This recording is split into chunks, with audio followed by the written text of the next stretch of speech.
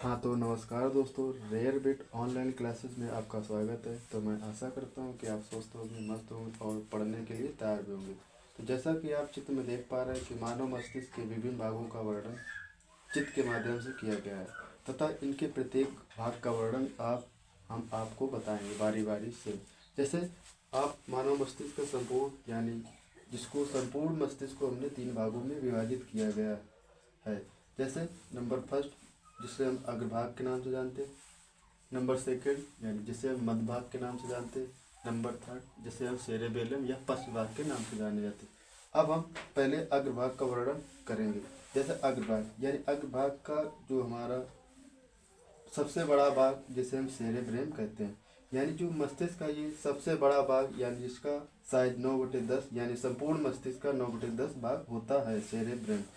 फिर सेरेब्रम के 2 भाग होते हैं, एक अग्रभाग एक पश्च भाग।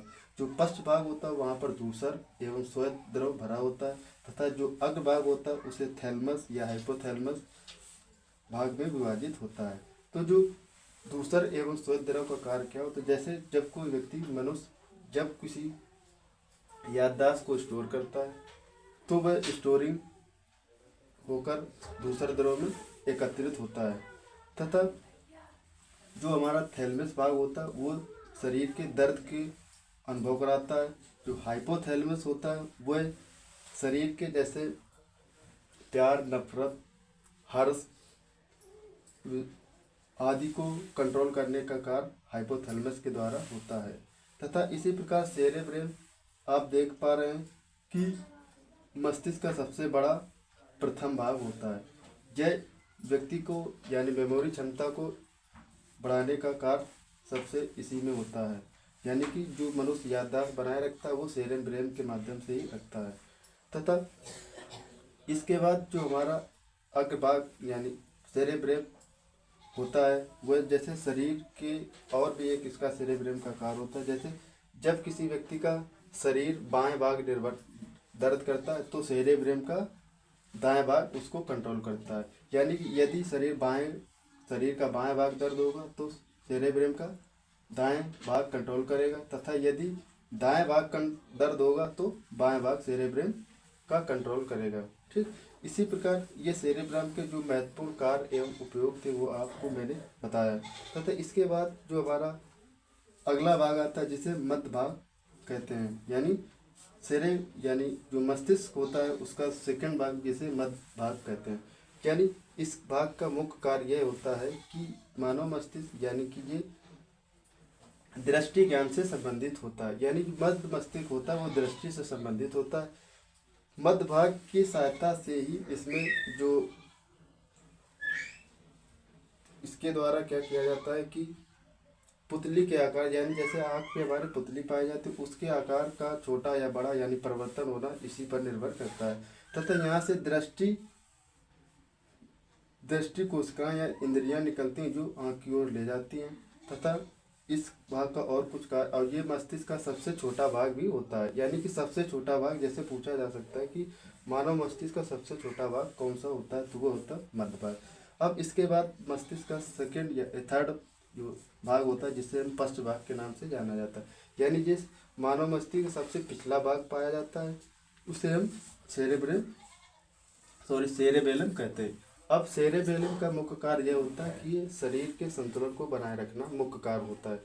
फिर और इसका एक बिंदु बनता है जैसे सेरेबेलम जो होता है हमारा मस्तिष्क का दूसरा सबसे बड़ा भाग होता है तथा ये शरीर के जैसे दौड़ना, खेलना, कूदना आदि प्रकार की गति को नियंत्रित करने का कार्य सेरेबेलम के द्वारा होता है। ठीक है, अब यहाँ पर जैसे एक ये दिया पिट्यूटरी ग्रंथि वह होती है जिसे हम पीयूष ग्रंथि के नाम से भी जाना जाता है।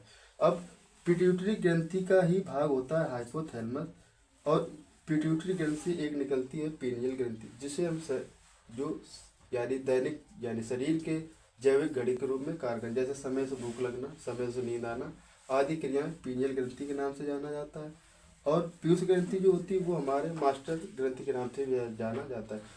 क्योंकि मास्टर ग्रंथि इसलिए बोला जाता है क्योंकि ये शरीर की शारीरिक सभी क्रियाओं को नियंत्रित करने का पिट्यूटरी ग्रंथि के द्वारा किया जाता है। ठीक, तो इसी प्रकार जो मस्तिष्क का जो मुख्य भाग था मैंने आपको, और जो ये आपको मोटी परत के रूप में दिखाया था, इसे हम कपाल कहते हैं। इस प्रकार जो मस्तिष्क का जो संपूर्ण यानी जो महत्वपूर्ण बिंदु थे मैंने आपको चित्र के माध्यम से समझाया। तो अब इसके बाद हम आगे देखते हैं कि इसको क्या क्या और जो महत्वपूर्ण बिंदु होते हैं उसका क्या क्या होते हैं।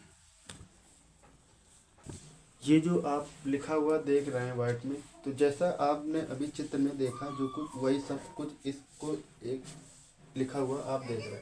जैसे मस्तिष्क क्या होता है, मस्तिष्क सभी क्रियाओं का केंद्र होता है। इसके क्या कितने भाग होते हैं? 3, जो आपको चित्र के माध्यम से आपको कुछ समय पहले देखा था, अग्र मस्तिष्क, मध्य मस्तिष्क और पश्चिम मस्तिष्क। इसके बाद अग्र मस्तिष्क क्या होता है, जैसे मैंने आपको अग्र मस्तिष्क की बहुत सारी जानकारी चित्र में समझाया था।